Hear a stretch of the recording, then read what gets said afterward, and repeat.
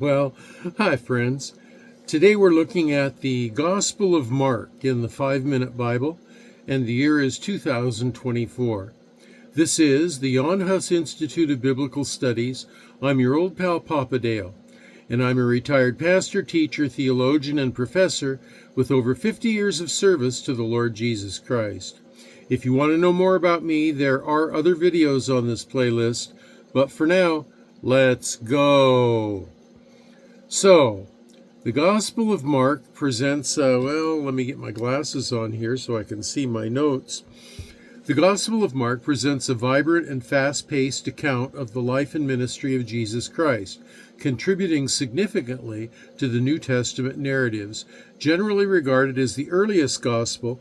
According to New Testament scholar Gary Habermas, some scholars date Mark as being written pre-AD 50. Mark is attributed to John Mark, originally a companion of the Apostle Paul and later a follower of the Apostle Peter. This gospel is characterized by its succinctness, action-oriented style, and vivid storytelling, illustrating the mission of Jesus in a direct and compelling manner. Mark opens with John the Baptist's ministry preparing the way for Jesus and immediately introduces Jesus' baptism, where the divine affirmation of him as God's Son is established, Mark 1, 9 through 11. The narrative unfolds with Jesus calling his first disciples, performing miracles, and teaching in parables. Like other Gospels, Mark emphasizes Jesus' authority over nature, demons, and sin, showcasing his miraculous deeds, such as healing the sick, casting out demons, and even raising the dead. See Mark 5:21 through 43. A central theme in Mark is the concept of the messianic secret, where Jesus frequently instructs those he heals and his disciples to refrain from publicly revealing his identity as the Messiah.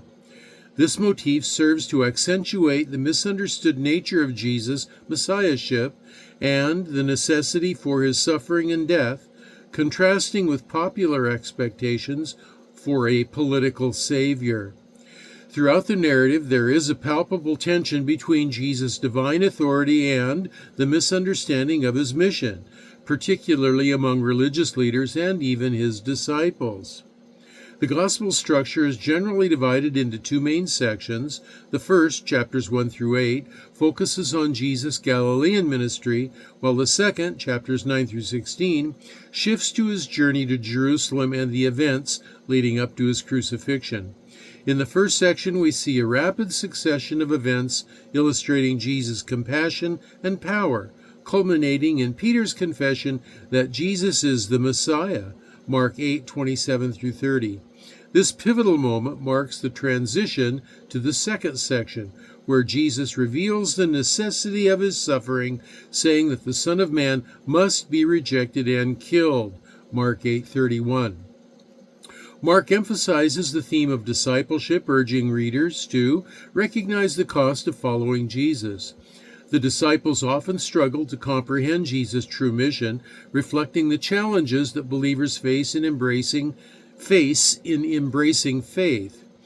This theme continues as Jesus teaches about humility and service, notably in his declaration that whoever wants to become great among you must be your servant, Mark 10:43. The gospel culminates in the passion narrative portraying Jesus' arrest, trial, crucifixion, and resurrection. Mark's account of Jesus' suffering is profoundly impactful, highlighting his sacrificial love and fulfillment of Old Testament prophecies. The sudden ending at Mark 16:8, with the women discovering the empty tomb and fleeing in fear, accentuates the urgency of the resurrection message and invites readers to consider their response to the risen Lord. In conclusion, the Gospel of Mark provides a concise and powerful portrayal of Jesus as the Son of God and the suffering servant.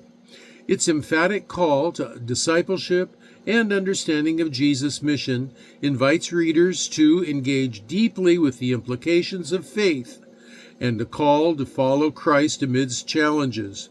Mark's narrative remains relevant, encouraging readers to recognize the transformative power of Jesus' life, death, and resurrection for their own lives. And so, this is your old pal PapaDale. This is the year 2024, and the lecture you just watched is the Mark Lecture from the 5-Minute Bible for the Jan Hus Institute of Biblical Studies. Until the next time I see you in the next video, once again your old pal PapaDale is signing off and saying, I'll be praying for you, that you'll be well, and that you'll be blessed.